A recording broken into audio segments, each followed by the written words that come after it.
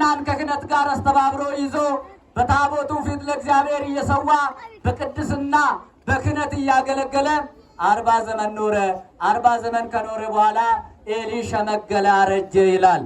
ባረጀ ጊዜ ረዳት እንዲሆኑት ሁለቱን ልጆቹን አፍኒንና ፊናስ የሚባሉ ልጆቹን ኤሊ ዲያቆናት አድርጎ ሾማቸው ይላል። ምን አድርጎ ሾማቸው?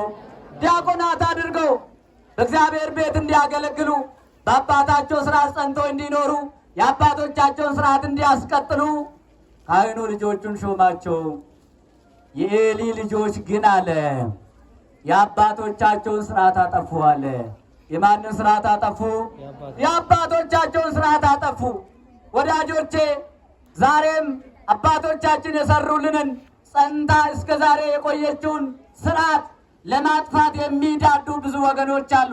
ልብ ብላችሁ ከሆነ ቅዱስ ያሬድ ከመላእክት ጋር የተነጋገረበትን ስርዓተ ማሕሌቱን ለማጥፋት በየቅኔ ማሕሌቱ ከበሮ በአናታቸው ላይ ተሸክመው የሚሽከረከሩ ብዙ ወገኖች አሉ። ይህ ደግሞ ስርዓት አይደለም። ከክርስቶስ የመጣውን ሐዋርያት በቅብብሎሽ ለዛሬ ያደረሱትን ክብረ ክህነት በመናቅ በትዕቢት በድፍረት በስርዓተ ቅዳሴ መካከል ሞባይል ደቅነው ራሳቸውን እየቀረጹ የሚቀድሱ ካህናት ከመጡ ሰነባብተዋል። አይታችሁ አታውቁም? ቲክቶክ ላይ። ይህ ደግሞ ስርዓት አይደለም። ዲያቆኑ እስጢፋኖስ የተወገረለትን ድቁና መዘባበቻ ያደረጉ ብዙ ዲያቆናት በዝተዋል።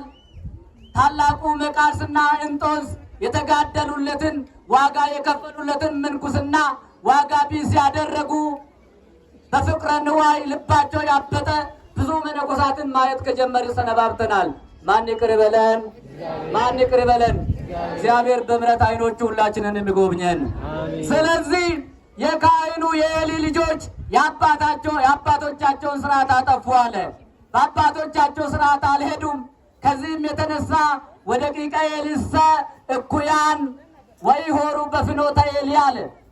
ልጆለን ኤሊ